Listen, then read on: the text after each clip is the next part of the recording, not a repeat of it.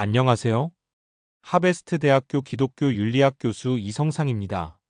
하나님께서 이스라엘 백성들을 애굽에 구출하셨습니다. 그리고 그들에게 십계명을 주셨습니다. 오늘은 십계명 중 마지막 제10계명 내 이웃의 집을 탐내지 말라라는 계명을 설명해 드리겠습니다. 내 이웃의 집을 탐내지 말지니라. 내 이웃의 아내나 그의 남종이나 그의 여종이나 그의 소나 그의 낙이나 물은 내 이웃의 소유를 탐내지 말지니라. 1.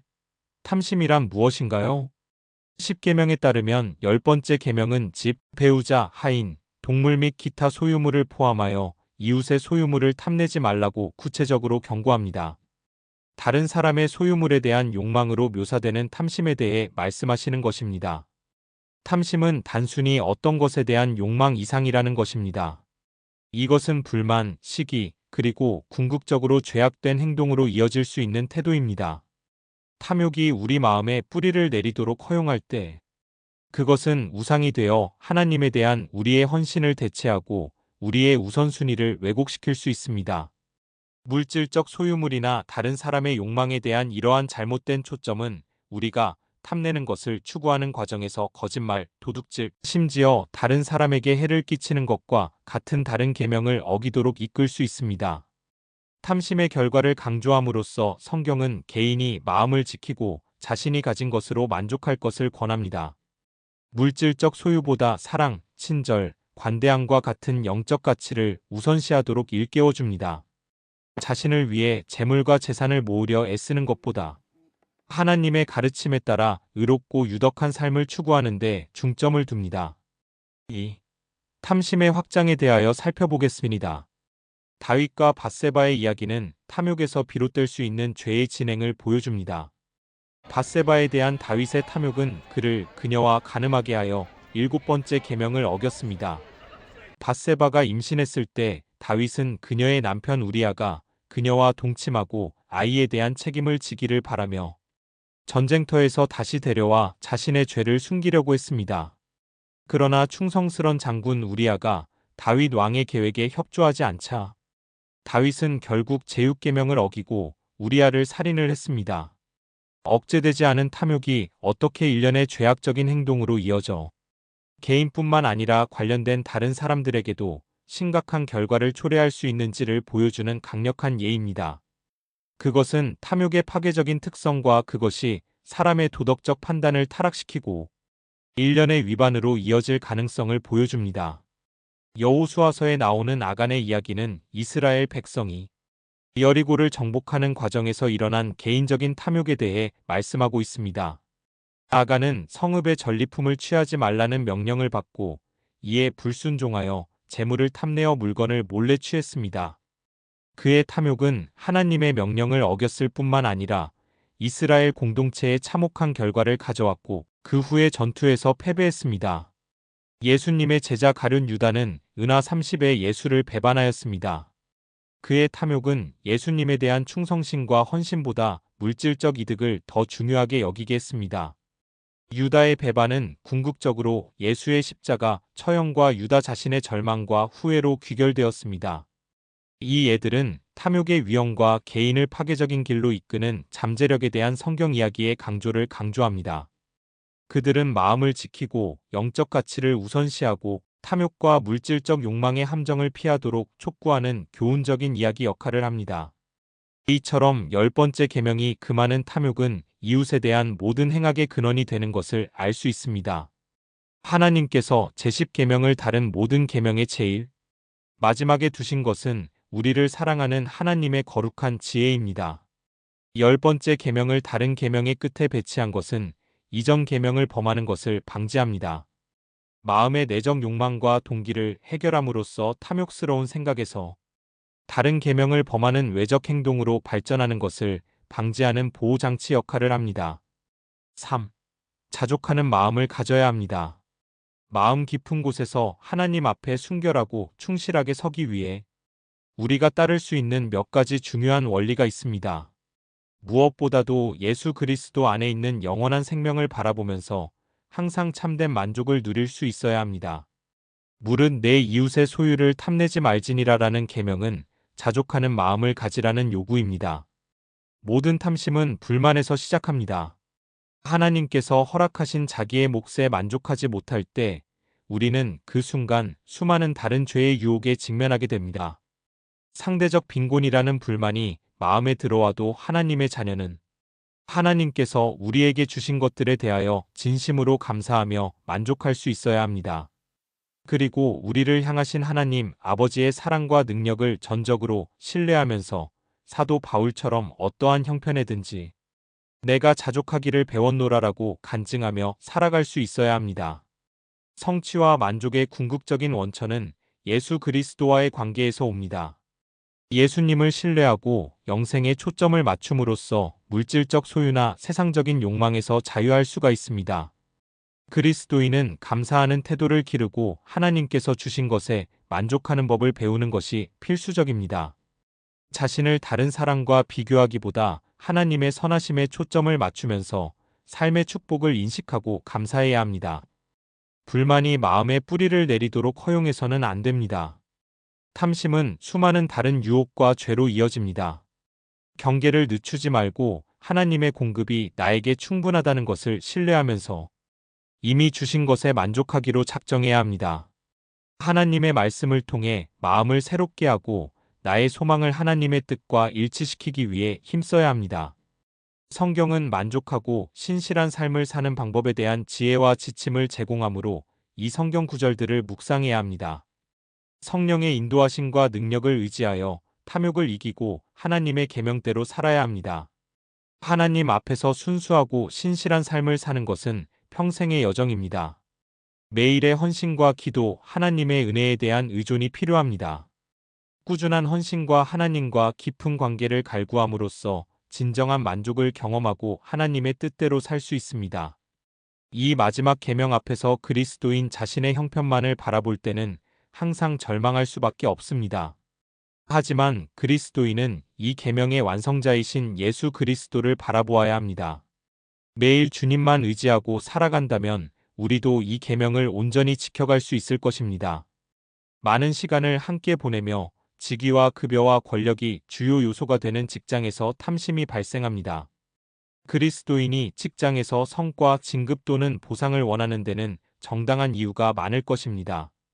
다른 사람의 성취를 인정하고 협력하는 마음을 가짐으로 탐욕을 예방하고 직장에서의 화합을 촉진합니다. 누군가가 직장에서 성공을 달성하거나 목표를 달성했을 때 그들의 노력을 인정하고 공로를 인정해야 합니다. 이 인정은 회사의 문화에 따라 공개적으로 또는 비공개로 수행될 수 있습니다. 다른 사람의 성취를 진심으로 감사함으로써 지원과 격려의 분위기를 조성할 수 있습니다. 다른 사람의 성취를 탐내는 대신 그들의 성공을 진정으로 기뻐하기 위해 의식적으로 노력하는 품성을 보이십시오. 이러한 사고와 행동의 변화는 부정적인 감정을 무너뜨리고 동료 간의 일체감과 동지애를 조성하는 데 도움이 됩니다. 그들의 승리를 축하하고 성취의 기쁨을 나누는 성숙함을 보이십시오. 협력과 성공의 공유를 중시하는 직장 문화를 만들기 위해 노력합니다. 성공을 한 사람의 이득이 다른 사람의 손실인 제로섬 게임으로 보기보다는 모두가 함께 성공할 수 있다는 생각을 홍보하십시오. 협력, 팀워크 및 상호 지원을 장려하십시오. 개인이 공통의 목표를 향해 함께 일할 때 조직에 도움이 될 뿐만 아니라 탐욕이 생기는 경향도 줄어듭니다. 개인의 성과에서 집단적 성과로 초점을 이동합니다. 직장에서의 성공은 종종 팀의 결합된 노력의 결과임을 인식하십시오. 목표가 달성되거나 이정표가 달성되면 개인을 선별하기보다는 전체 팀의 기여를 인정하십시오. 성공의 집단적 특성을 강조함으로써 협력의 중요성을 강화하고 시기심이나 탐욕이 번성할 가능성을 줄입니다. 다른 사람의 직업적 성장을 멘토링하고 지원할 수 있는 기회를 만듭니다. 지식, 기술 및 경험을 동료와 공유하고 그들로부터 배우는 데 열려 있습니다. 다른 사람의 성공에 투자하고 그들이 번영하도록 적극적으로 도우면 협력과 지원 문화에 기여할 수 있습니다. 이러한 행동을 지속적으로 실천하고 협업, 인정 및 공동 성공을 중시하는 직장 환경을 조성함으로써 탐욕의 유혹을 완화하고 조화롭고 긍정적인 업무 분위기를 조성하는 데 도움이 될 수 있습니다. 4. 만족의 품성에 대해 안내해 드리겠습니다. 10계명 중 10째 계명은 내 이웃의 소유를 탐내지 말라라고 하셨습니다. 이 계명은 만족, 감사, 시기심이나 탐욕을 피하는 것의 중요성을 강조합니다. 다음은 개인이 이 계명을 지키기 위해 고려할 수 있는 몇 가지 실용적인 원칙입니다. 1. 감사함. 당신이 가진 것에 대해 감사하는 마음가짐을 기르십시오. 당신의 삶에 이미 존재하는 축복, 자원, 기회를 감사하고 만족하는 데 집중하십시오. 2. 비교. 자신을 다른 사람과 끊임없이 비교하려는 충동을 억제하십시오. 사람마다 고유한 여정과 상황이 있음을 인식하십시오. 자신의 길을 받아들이고 자신이 누구이며 축복받은 것에 만족하십시오. 3. 만족감. 현재의 순간에 기쁨과 성취감을 찾는 법을 배움으로써 만족을 실천하십시오. 더 많은 것을 위해 끊임없이 노력하거나 다른 사람이 소유한 것을 욕망하지 마십시오. 대신 개인의 성장, 의미 있는 관계, 내면의 성취 추구에 집중하세요. 4. 관대함 실천. 다른 사람이 가진 것을 탐내지 말고 관대함의 정신을 기르십시오. 도움이 필요한 다른 사람들과 자원, 시간 및 재능을 공유하십시오. 다른 사람에게 줌으로써 당신은 당신의 초점을 당신이 부족한 것에서 당신이 기여할 수 있는 것으로 옮깁니다. 5. 자기인식 개발. 자신의 욕망과 동기를 반영합니다. 물질적 소유물이나 지위에 대한 건강하지 못한 애착에 주의하십시오. 종종 물질적 소유 너머에 있는 삶의 행복과 성취감의 진정한 근원을 생각해 보십시오. 6. 물질적 영향. 광고, 소셜미디어 또는 소비주의와 탐욕의 문화를 조장하는 기타 영향에 대한 노출을 제한하십시오. 물질적 축적보다 만족, 단순함, 의미 있는 경험을 우선시하는 긍정적인 영향으로 자신을 둘러싸십시오. 7. 개인적인 성장. 개인의 성장, 자기 개선, 재능과 기술 개발에 에너지를 집중하십시오. 다른 사람이 성취한 것에 전적으로 이끌리기보다는 자신에게 의미 있는 목표를 설정하십시오. 8. 다른 사람에게 봉사. 봉사할 기회를 찾고 다른 사람의 삶에 긍정적인 영향을 미치십시오. 다른 사람의 안녕과 행복에 초점을 맞추면 더 큰 성취감과 목적을 찾을 수 있습니다. 9. 마음 챙김 연습. 현재에 머물고 현재 순간을 감사하는 데 도움이 되는 마음 챙김 연습에 참여하세요. 이것은 다른 사람이 소유한 것에 대한 결핍이나 갈망을 줄이는 데 도움이 될 수 있습니다. 10. 영적 성취 추구. 영적 삶을 키우고 물질적 소유보다 더 큰 것과 더 깊은 연결을 추구하십시오. 목적 의식을 키우고 영적 가치, 신앙 및 내적 성장에서 성취감을 찾으십시오. 10번째 계명은 개인이 다른 사람이 가진 것을 탐내지 말고 자신의 삶에서 만족과 감사와 성취감을 찾도록 격려한다는 점을 기억하십시오. 이러한 실용적인 원칙을 받아들임으로써 개인은 만족하는 마음가짐을 기르고 보다 의미 있고 만족스러운 삶을 살 수 있습니다. 하나님께서 사랑하는 마음으로 주신 10계명을 잘 지켜서 하나님의 사랑에 응답하는 여러분들이 되시기를 바랍니다. 하베스트 대학교 기독교 윤리학 교수 이성상. 안녕하세요. 하베스트 대학교 기독교 윤리학 교수 이성상입니다. 오늘은 10계명 중 마지막 제10계명, 즉 내 이웃의 집을 탐내지 말라에 대해 이야기해 볼게요. 이 계명은 탐욕이 어떻게 불만과 시기로 이어져서 죄악된 행동을 초래할 수 있는지를 경고하고 있습니다. 다윗과 밧세바, 아간, 가룟 유다의 이야기는 탐욕이 개인의 도덕적 판단을 타락시키고 심각한 결과를 초래할 수 있다는 걸 보여주는 사례입니다. 결국 자족하는 마음을 가지며 하나님이 주신 것에 감사하고 만족하는 삶이 중요하다는 메시지를 전하고 있습니다. 예수님을 신뢰하고 영생에 집중하면 물질적 소유에서 자유로워지고 감사와 만족을 기르는 것이 중요해요. 다른 사람과 자신을 비교하지 않고 하나님의 선하심에 초점을 맞추며 삶의 축복을 인식해야 해요. 직장에서 성과를 인정하고 협력하는 마음을 가지면 탐욕을 예방하고 화합을 촉진할 수 있어요. 개인의 성장이 아닌 팀의 성과에 초점을 맞추고 협력, 팀워크를 통해 성공을 공유해야 한다는 점을 알아두세요. 만족의 품성을 기르기 위해 감사하는 마음을 가짐으로써 현재의 축복에 집중하고 관대함을 실천하는 것이 중요합니다. 물질적 소유물이나 지위에 대한 지나친 집착을 경계하고 진정한 행복의 근원을 생각해 보라는 조언이 있습니다. 소비주의와 탐욕의 영향을 줄이고 만족과 의미 있는 경험을 우선시하는 게 중요하다고 강조합니다. 개인적인 성장에 집중하고 자신에게 의미 있는 목표를 설정하라는 메시지가 있습니다. 다른 사람의 삶에 긍정적인 영향을 주고 봉사를 통해 더 큰 성취감을 느끼라고 권장합니다.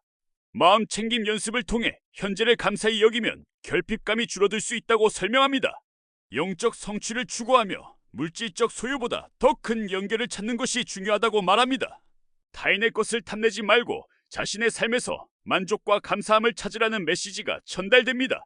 이러한 원칙을 통해 의미 있고 만족스러운 삶을 살길 바라며 하나님 사랑에 응답하는 삶을 강조합니다. 이 모든 내용을 이성상 교수님이 전하고 있습니다.